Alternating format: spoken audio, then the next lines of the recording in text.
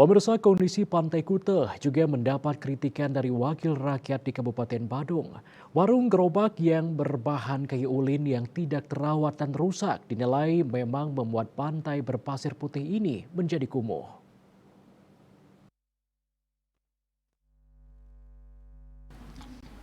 Wakil Ketua DPRD Badung Iwayan Suyase mengatakan penataan Pantai Kute tidak menghilangkan status Pantai Kute yang bertaraf internasional. Oleh karena itu perlu adanya pengelolaan yang baik agar tidak menyebabkan kesan kumuh.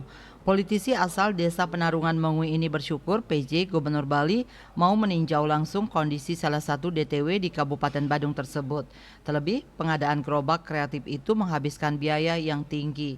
Suyase menyarankan pada pedagang ditempatkan di lokasi tertentu sehingga tidak menimbulkan kesan semrawut dan kumuh. Ketua DPD Partai Golkar Badung ini juga menyoroti kinerja Dinas Pariwisata Badung yang belum bergerak membenahi kesan kumuh yang muncul.